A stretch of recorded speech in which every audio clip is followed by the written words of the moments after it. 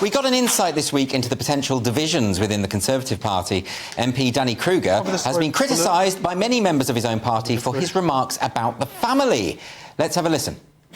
Normative family, held together by marriage, by mother and father sticking together for the sake of the children and the sake of their own parents and the sake of themselves. This is the only possible basis for a safe and successful society. So, Tories have been queuing up to criticise Kruger's remarks, including PM Rishi Sunak and our old friend Matt Hancock. Let's hear what he had to say. Huge applause there for Danny Kruger. Your reaction? It is so offensive and it's so wrong. I mean, tell that to the king. You know, he doesn't have a normative family and he is absolutely a strong basis for society. I mean, to make the argument that if you're in an abusive marriage, you must stick together for the sake of the kids, otherwise you're somehow undermining society. Matt Hancock there, always the spokesperson for good family values. To discuss this further, I'm joined by Lois McLatchie, who's Senior Officer at Alliance Defending Freedom UK. Welcome to the show, Lois. Thank you so much. And I should say, you're getting married this week. Congratulations. I am. Thank you very much. This is a good time for you to talk about this, It is isn't indeed. it? So, what do you make, first and foremost, of Danny Kruger's comments?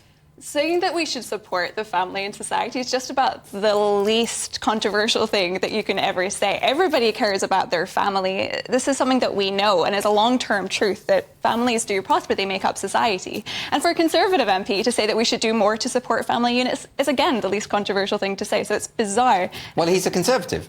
Well, he's a Conservative, so you would have thought so. And of course, we've seen some backlash within the party, which is quite confusing. OK, but was he suggesting that, you know, there are plenty of different types of families, there are same-sex couples with children, there are, there are single-parent families, all this. Is he suggesting that those people be penalised or those people be stigmatised in any way? He made no suggestion of such, that anyone should be penalised. But what he did say was that it is great if a family can flourish. And we do know that it bears out on the statistics as well. Children with married parents tend to report better mental health than those without.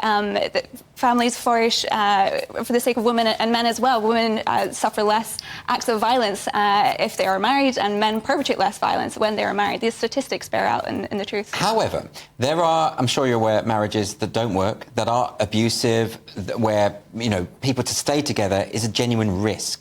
In those situations, surely it is better to part. Of course, there are always exceptions to the rule, and absolutely, people face difficult situations. And we should also say that many single parents do a fantastic job at raising their kids.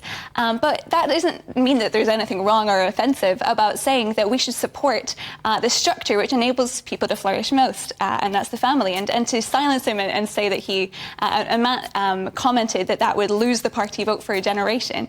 I don't think that's true. I think lots of people agree that families are great and we should do more to support them. And many women are now reaching the age of 30 without kids, and that's not by their choice. They would like to be able to invest in having a family, but our society is not set up to support them very well. Our tax system is not very family friendly, and we don't give that credit, that support to families like we should, because investing in the next generation is really essential. And what did you make of Matt Hancock's response? It seemed quite an emotive response, I'll be honest. It felt like he was angry. It may have been a little bit of a personal issue to him. I do understand that.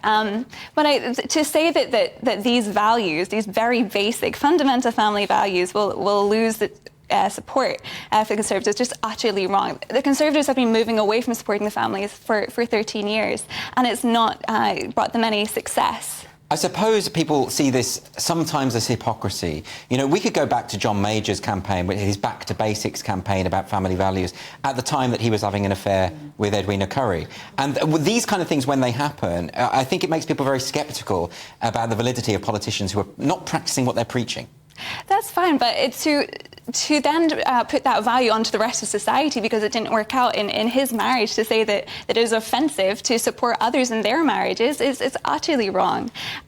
Marriages and families, and the family unit allows the next generation to thrive, allows kids to flourish, and that's what we're looking forward to in 30 years, in 40 years, in 50 years. Who are our politicians of the future? Let's allow them the best bedrock to flourish. Do you think that this shows that there is something going on within the Conservative Party? So many times when I've spoken to Conservative voters, they've said to me, me they are disillusioned with the current Conservative Party because they don't see that it is a Conservative Party anymore. Now, I'm not someone who's ever voted Conservative, but if I were someone who was voting Conservative, I would expect them to be Conservative. You would expect them to be Conservative, and it's bizarre that these values are being silenced and that Conservatives are too awkward now to be Conservative. But to do that is to, if you'll pardon the French, we'll put the Conservatives to hell in a Hancock if we are going to go forward and just not support any of the Conservative values that voters are looking for and that society is looking for.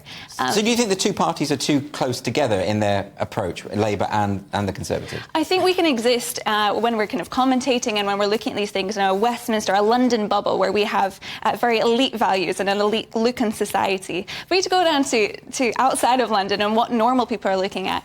A lot of... I love your idea that people outside of London are the normal ones. They're the normal ones. People in sure, London are absolutely. not. No, I have some sympathy with the view. But for example, the Conservative Party, their main gist towards supporting families right now is just getting women back into the workplace as soon as possible after work. And that's fine for some women.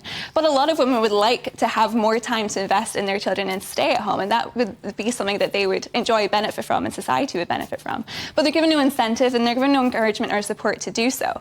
I think we can work out a new strategy where women, because many women enjoy careers. Some women don't enjoy careers, they have jobs, and they get most of their meaning and value from their children. So let's invest in letting them do that to build the next generation and see that as a positive thing. Is it to do with the way in which Danny Kruger expressed himself? Because I think there must be a way to express the idea that there are ideals within society, but that if people deviate from those ideals, it's not necessarily a bad thing or that they should be the subject of demonisation. Yeah, I think it's a very uncharitable read to say that he didn't do that. This is a part of a much larger speech where he promoted the flourishing of everybody in Britain. So to kind of segue him and say that anyone who supports the family is ultimately saying something very controversial isn't fair. It's a very basic and good view. Are you suggesting that someone has taken this out of context? Does that happen a lot then when it comes to politics? You'll maybe know better than me, but... What are you suggesting? It's very interesting, isn't it? This particular conference seems to have caused a lot of fuss, but also I've read a lot of Conservative voters saying at last people are expressing Conservative values. So could this be a moment where the Conservative Party shifts, where you're having people being a bit more open about their viewpoints? I think we're connecting to what a lot of the Conservative voters and also just regular people are saying. These aren't controversial. A lot of people agree that free speech is a common good value. A lot of people agree with that freedom of thought is a common good value and that this country has gone too far in silencing those things. A lot of people want to see more support to women and the family. These are not controversial things, but they've been hushed and made an awkward subject to go near. And I think a lot of those topics were brought up by different speakers with different views, and it's good to get those conversations started and airing and discussed. I mean, that's very interesting that you mentioned the freedom of speech idea, because I see increasingly people are saying that certain opinions are so far beyond the pale, but often these opinions are opinions that most people hold, or that 5 years ago virtually everyone held. And that's quite interesting. You know, as a gay person, I don't feel particularly threatened by people who don't approve of gay marriage. Right. I say, let's have the conversation. It's fine. You know, why can't we do that as a society? Yeah, absolutely. And I come to it as I'm often talking about the abortion issue. And if you look across our country, actually 70% of women would like to see the abortion rate in our country, which is 200,000, lowered, and the gestational limit, which is 24 weeks or 6 months, come towards a more European standard, which is about 3 months or 15 weeks. So these are conversations that average people actually have a more nuanced opinion about than we're allowed to have in the media. But the media so often polarizes issues and has us talking at extremes that we don't get to the nuanced detail of policy and we don't have that ability to move forward. OK, well, I think absolutely discussions about difficult subjects are important. Hopefully that's what we do in this show. But Lois McLatchie, thanks very much for joining me.